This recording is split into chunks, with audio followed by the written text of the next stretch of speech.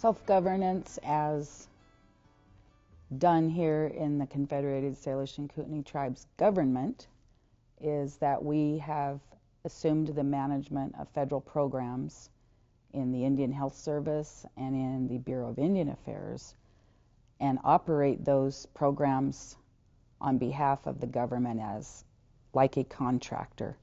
So we have agreements that are allowed under the Indian Self-Determination Act. That act was passed in 1975. The first piece of that we could implement was what is known as 638 contracting, 638 for the Public Law 93, 638. And those contracts then began to be let by the federal government with our tribe for different programs like healthcare, education, resource management. And that continued on until the Self-Determination Act was amended and then provided for what was called self-governance.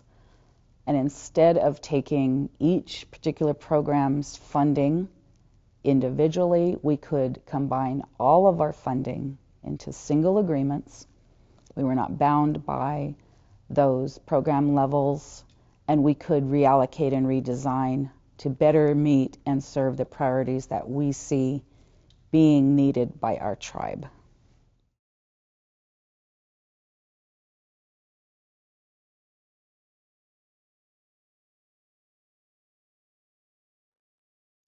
In the simplest, answer to that question is the government or the governing body, the tribal nation, has to be able to fulfill management of the federal award. So that entails a system of financial and other aspects of that financial management and governance at minimum in order to ensure that the award is administered and reported upon as required in our regulations.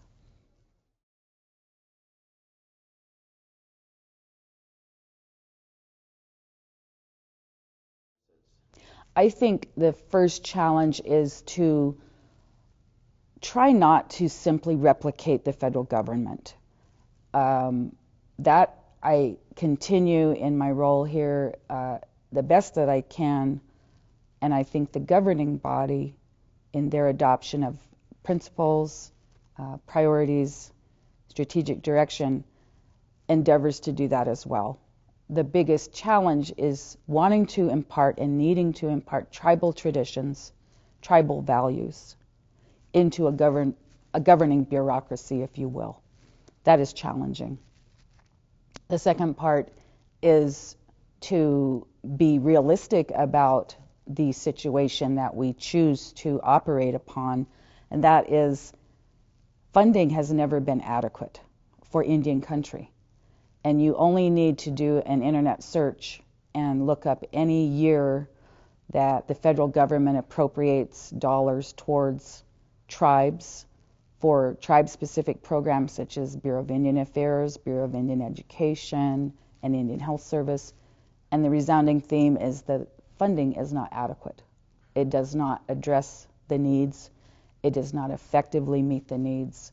So that's the challenge that has always been there, and it continues.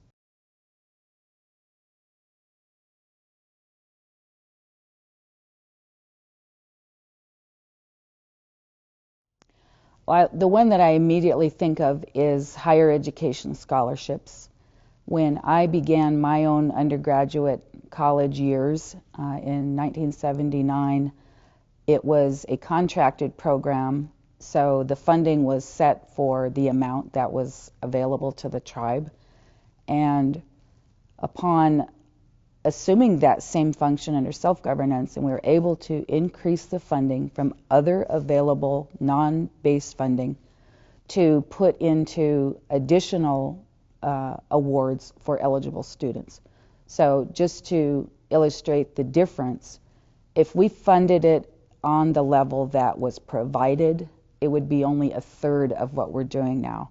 So the annual amount that we provide for eligible students for the higher ed scholarship program is $750,000. So just picture if we're currently funding 200 students, a third of that is all we would be serving under the former model, or if the federal government provided the same service.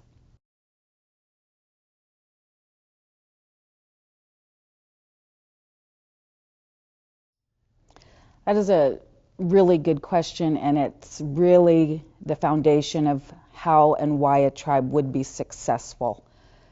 In some tribal nations, the governing structures, I would say most tribal governing structures, if they adopted Indian Reorganization Act constitutions, they have gone completely opposite of what their tribal traditional governing structures were.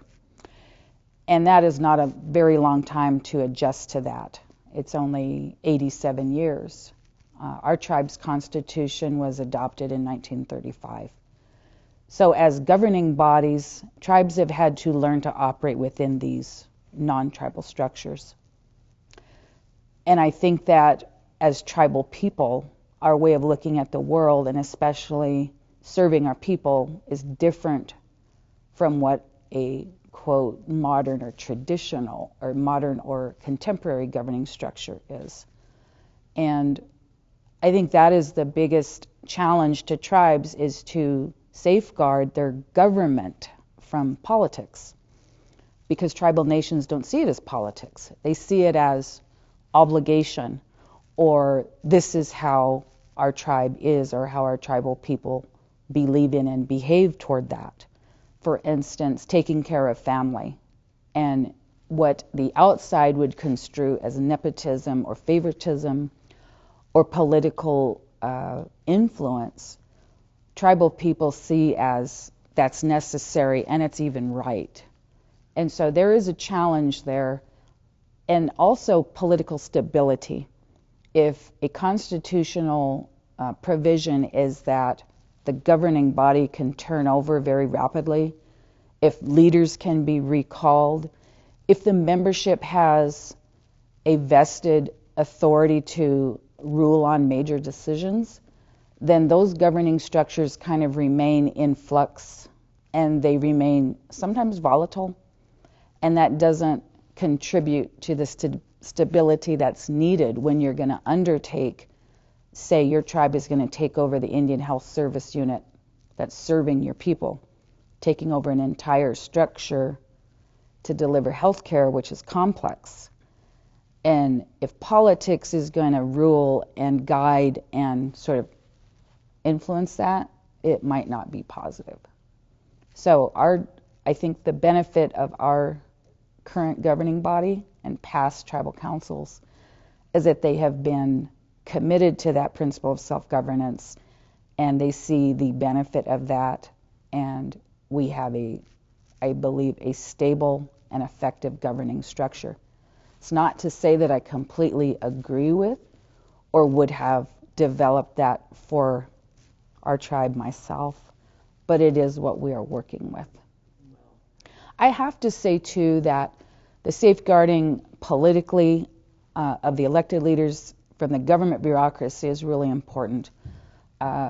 When you are administering federal funded programs, the microscopic view that the federal government puts upon that is really intense. I didn't even fully understand or realize it until I assumed the job that I'm in now, which is the budget director, and being aware of the volume of federal funds that our tribe receives. And then in the recent years, Congress enacting the CARES Act for coronavirus relief, and then the American Rescue Plan Act, which sort of follows that, and now the bipartisan infrastructure law.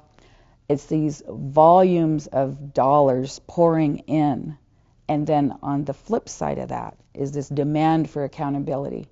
And so in financial management, the unit that I work in, that's all we do all day long is hold our programs in compliance and give direction and guidance on how they effectively carry out what they're supposed to do, report upon that, and not have any issues of noncompliance.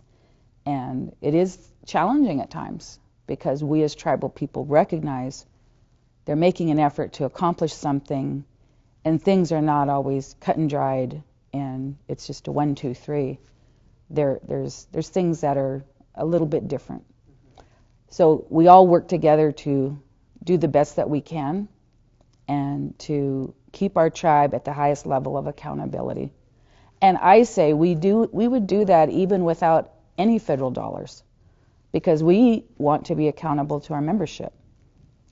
With this tribe's assets of almost $1 billion, I don't think any tribal member would sit back and say, that tribe doesn't have to report or account for anything. They can just sort of wing it.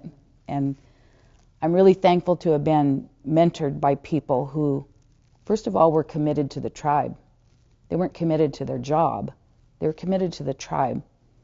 And the government is not the tribe. The tribe is our people and our future. So I have to impart that.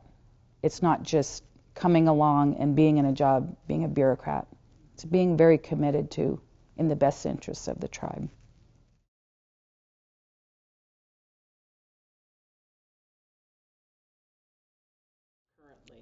I know that we do that, and we strive to do more and to do better of that.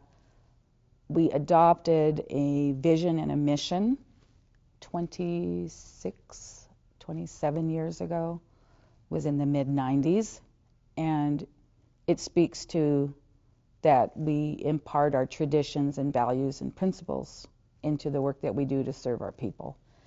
And knowing as a tribal person your history and your culture and your language, and you don't have to be a fluent speaker, I am not, but connecting to that is, for me, the most important thing that our tribe can do is foster that. As a government, as a bureaucracy, as an employer, I think that they provide a great opportunity for that. We ask for programs to develop performance planning, work plans, if you will, that speak to how they will encourage or foster cultural and other aspects of the work that they do, traditional values, encourage participation by employees, and provide those opportunities. We resource with tribal revenues a great many culture and language activities. I don't see that ever stopping or changing. And those are not mandated by any law or regulation. These are things that have been top priorities for some time. I think personally, I lend my knowledge to others, and I will say things such as, well, historically or traditionally, or what I have learned. And I think the most paramount belief is that as Sedlish, which I affiliate with, we are not owners of the land, but we belong to it. And so we care for it appropriately. And that is just really the foundation of everything our tribe does and needs to do. At times, maybe we think it's our people, but caring for the land ensures the survival of our people. So you cannot have one without the other. And I think there are so many missed opportunities, on the other hand, that we ought to be striving toward and encouraging, especially the people who work in our organization, to have at least a basic understanding of our tribe's history. It's critical to understand why things are the way they are today. I am often given the mantle, if you will. She's the tribal historian. I thought, well, I'm not quite the tribal historian, but having worked in the organization for a long time, and I really feel like I was brought up into this organization, literally growing up as a child because of family members like my parents who worked in the organization, who served on tribal council. You could not grow up without having had at least a passing reference to these things that we are still talking about today. So today, our biggest challenge is our water rights compact, and in our financial management world here that I work in, It's an everyday conversation. And that is something that I would hope every tribal citizen would learn about, because that in and of itself is the single most monumental event for our people ever. And I will leave the earth and it will be in full, I hope, operation and doing the things that we worked decades to get into place. So those are the things that I think about and would seek that knowledge as much as I can if I did not know. So certainly our young people of today can, begin to learn about those things, learn why it is so important, and have a better understanding of the things going on around them. Because unfortunately we are outnumbered on our own homeland. So we are forever going to be set upon, either personally, now it's social media, you don't have to even go anywhere, and you can get all of the, people's opinions and thoughts and comments of the day. And sometimes it's hard not to get discouraged. But it is important to know and look for the full and accurate information. So my parents taught me very early on that, the land was valuable, not in dollar terms, but because it was valuable. It's hard to even describe what that value is, but the value of place and being connected to it. And so we would go on our travels around the reservation, either the river or the mountains or wherever we might go, and that was always taught to us to take care of what was there. But again, back to traditional values and principles, we had a system of leadership where people conferred leadership on to the leaders, and we did not confer leadership on people that weren't ready or able, because that was going to be our death. But as part of that, we're very competent. You can call them warriors, you can call them chiefs, spiritual leaders, hunting chiefs, war chiefs, police chiefs, the watchers of our plants. They played their role and they were critical. They carried it out, and only the best people were given those duties, and it ensured our survival.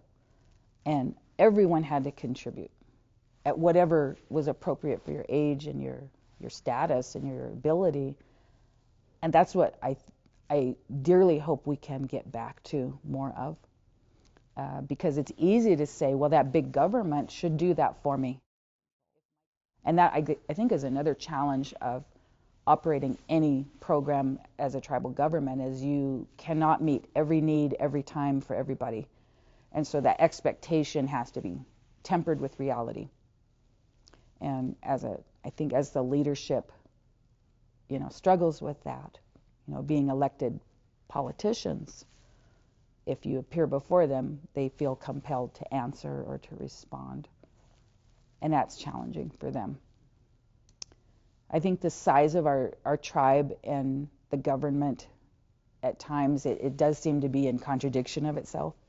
So I told you earlier, well, according to our annual audit, we're almost at $1 billion of assets. Well, that's not money in the bank. I mean, there's a fair amount that is actual cash. And there's fair amounts of dollars that the tribe reserves for reasons and plans that they make for the future, as we're kind of in the coming year budget cycle, which is why I'm marching to my deadline, which is tomorrow. So I'm being very composed, aren't I? So yeah, I'm, hearing from people who are, doing their part in that. And, again, trying to remember my tribal values of don't get impatient and do not be disrespectful, and, try to be in their situation. They're trying to do the best they can. And, I use those terms a lot, do your best. And we hear that a lot in our language and culture camps. Do your best. Not be perfect or don't ever mess up. It's do your best.